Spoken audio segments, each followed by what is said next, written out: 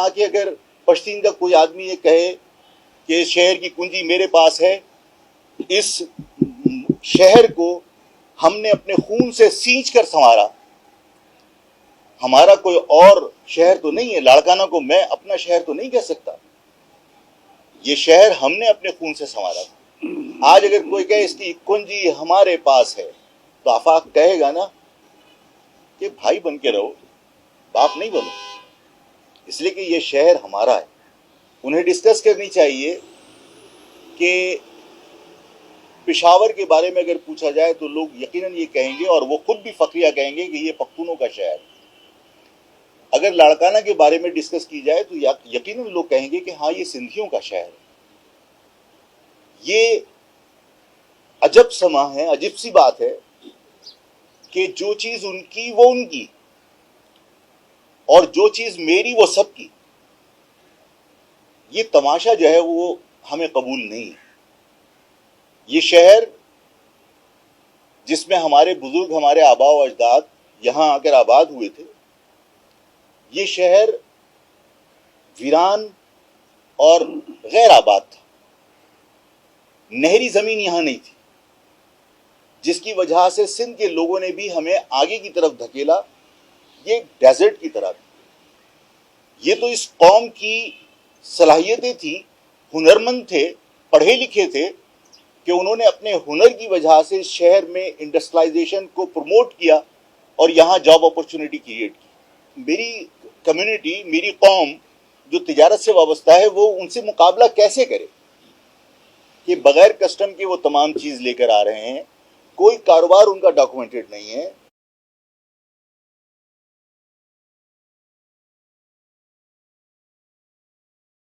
وہ ٹیکس نہیں دے رہے، وہ جی ایس ٹی نہیں دے رہے، وہ ویلتھ ٹیکس نہیں دے رہے، وہ سیل ٹیکس نہیں دے رہے، وہ سی وی ٹی نہیں دے رہے۔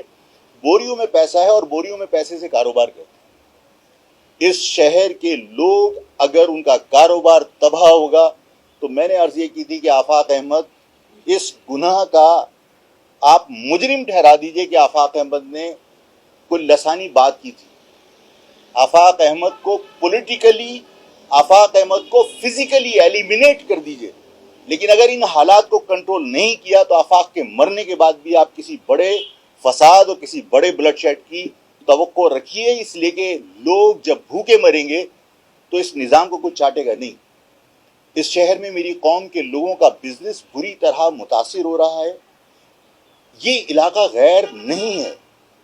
دیکھیے جتنے لوگ آئے، آپ لوگ اگر پختون کے بارے میں یہ سوچتے ہیں کہ میں نے کہا، پختون ہی نہیں، اس ملک کی تمام قومیتیں یہاں کاروبار کرنے کے لیے، یہاں روزگار کے لیے آئیں، اور وہ قانون کے دائرے میں رہ کر اس شہر کا جو نظام ہے اس نظام کو تباہ کیے بغیر یہاں کاروبار کریں۔ خدا کی قسم ہم انہیں بھائیوں کی طرح گلے لگائیں گے۔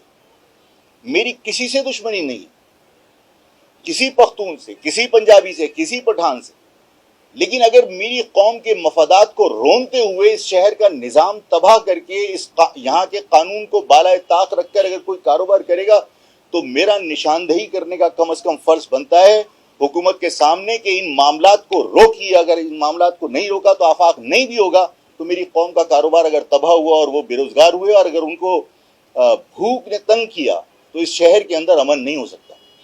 قانون ایسا لگتا ہے کہ وہ صرف میرے لیے ہے، باقی جو لوگ آئے ہیں وہ قانون سے مبرہ ہیں، اور حکومتوں کی اس جانبداری کی وجہ سے جو لسانی بنیاد پر ہے، پٹھان مہاجر ڈفرینسز پیدا ہوئے، پنجابی سندھی یا پنجابی مہاجر یا سندھی مہاجر ڈفرینسز پیدا ہوئے۔ یہ جان بوجھ کر کیا جاتا رہا تاکہ یہ ڈفرینسز جو ہے یہ ان کے لیے اعلی کار لوگ پیدا ہو سکے۔ اگر حکومتیں اور حکومت کے ماتحت ادارے تمام لوگوں کے لیے قانون کو یکساں بنا دیں اور سب کے اوپر اس کا عمل درآمد ہو تو ظاہر ہے اس شہر کے اندر کسی کو احساس یہ نہ ہو کہ میرے ساتھ لسانی بنیاد پر زیادہ۔ تو کوئی شک نہیں ہے کہ الطاف حسین صاحب کا جو بھی فیصلہ آیا اس کے بعد لوگوں نے اس شہر میں بھی اور سندھ کے دوسرے چھوٹے شہروں میں بھی لوگوں نے باہر نکل کر خوشی کا اظہار کیا. اس کا مقصد ہے کہ ان کی فالوئنگ ابھی باقی ہے. اور میں ہمیشہ کہتا ہوں کہ دیکھیے آفاق جس بنیاد پر سیاست کر رہا ہے کہ آفاق کس بنیاد پہ سیاست کر رہا ہے کہ مہاجر قوم کے ساتھ زیادتی ہو رہی ہے. آپ یہ زیادتی بند کر دیجیے, آفاق کی پالیٹکس ختم ہو جائے گی. یہ ڈسکرمنیشن آپ ایتھنک بیسس کے اوپر ختم کر دیجیے, آفاق کی پالیٹکس ختم ہو جائے گی. الطاف صاحب کی اگر فالوئنگ ہے تو اس عرصے میں الطاف کے زمانے میں جو بھی زیادتیاں ہوئی ہوں اس سے ڈبل زیادتیاں ہوئیں, جس کی وجہ سے ان کی جو بچی کچی فالوئنگ تھی وہ برقرار. اگر ایشوز جس پر اس نے سیاست کا آغاز کیا تھا الطاف صاحب نے, اگر وہ ایشوز برقرار ہیں اور اس سے زیادہ آپ نے ان مسائل کو بڑھا دیا تو ظاہر ہے کہ وہ تو پھر لوگ اس طرف دیکھیں گے, سوچیں گے. تو یہ حکومت کو چاہیے کہ ڈنڈے کے بل پہ کسی کو ختم کرنے کی بجائے جو مسائل ہیں ان کو حل کرنے کی کوشش کرے. دیکھیے فیصلے کی تعریف یا فیصلے کے اوپر تبصرہ تو عمران خان کو کرنا چاہیے, جنہوں نے برطانیہ کی عدلیہ کو اپنا آئیڈیل بنا کر پیش کیا تھا, اور انہوں نے کہا تھا کہ جناب برطانیہ جیسی عدلیہ پاکستان میں ہونی چاہیے. تو اب ان کی آئیڈیل جوڈیشری نے کوئی فیصلہ کیا ہے, اب اس پہ تبصرہ وہی کریں. اور جہاں تک آپ کے دوسرا سوال جو آپ کا ضمنی سوال تھا کہ کیا ان کو سیاست کی آزادی ملنی چاہیے, تو ہمارے کہنے پر نہ پابندی لگی تھی نہ ہمارے کہنے پر انہیں آزادی ملے گی. اسٹیبلشمنٹ نے فیصلہ کیا تھا, اب اس فیصلے کے بعد بھی اگر کوئی فیصلہ ہوگا تو وہ اسٹیبلشمنٹ کو کرنا ہے, ہمیں نہیں کرنا. اب ان سے تبصرہ کروائیے کہ اس فیصلے کو وہ قبول کرتے ہیں یا نہیں کرتے, اور اگر وہ ابھی تک آئیڈیل ہے وہ جوڈیشری, تو پھر اس فیصلے کو قبول کر کے پرائم منسٹر کو ایگزیکٹو آرڈر کو جاری کر دینا چاہیے. میں نے لوگوں سے کہا کہ دیکھیے بعض اوقات یہ ہوتا ہے کہ حالات ایسے پیدا ہو جاتے ہیں کہ صوبے پھر ناگزیر ہو جاتے ہیں, اور ایسا نہیں ہے کہ پہلے کبھی مطلب صوبے میں کوئی تبدیلیاں کی گئی ہوں تو 2/3 میجورٹی سے کوئی ریزولوشن پاس کی گئی ہو. کراچی صوبہ سندھ کا حصہ نہیں تھا, ایک ایگزیکٹو آرڈر کے تحت صوبہ سندھ کا حصہ بنایا گیا نا. تو ایسے ایگزیکٹو آرڈرز بھی آ سکتے ہیں, اور نہیں آتے ہیں تو بھی میں آپ کے سامنے ایک بات کرنا چاہتا ہوں کہ دیکھیے پاکستان جب بنا تو جو برطانیہ کا قانون اس وقت رائج تھا, اس برطانیہ کے قانون میں کیا الگ ملک بنانے کا کوئی پروویژن موجود تھا؟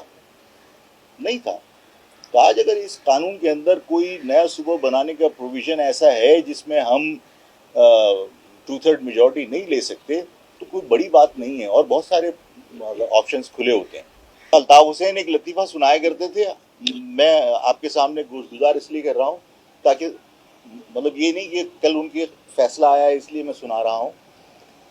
الطاف ایک لطیفہ سنایا کرتے تھے کہ ایک بچہ پڑوس کے سبزی والے کی ڈھیری میں سے ہری مرچیں اٹھا کے اپنے ڈھیری میں ڈال دیا کرتا تھا. تو اس سے پوچھا کہ بھائی یہ تمہارا بچہ جو ہے وہ میری ڈھیری میں سے اٹھا کے ہری مرچیں اپنی ڈھیری میں بار بار ڈال دیتا ہے. تو انہوں نے کہا چریا ہے. تو انہوں نے کہا اچھا. کہنے لگا اگر چریا ہے تو اپنی ڈھیری میں سے اٹھا کے یہ میری ڈھیری میں کیوں نہیں ڈالتا؟ کہنے لگا اتنا چریا نہیں ہے. تو ہمارے ساتھ مطلب حب الوطنی کا درس, بھائی چارگی کا درس وہ صرف یہاں پر ہے. یعنی پشاور آپ کا, یہاں آؤ تو یہ سب کا. تو مجھے اتنا محب وطن نہیں بناؤ. یہ شہر میرا ہے, اور جس طرح پاکستان پہ سب کا حق ہے اس طرح میرا حق ہے, اور جس طرح آپ کے شہر پہ آپ کا حق ہے اسی طرح میرے شہر پہ میرا حق ہے.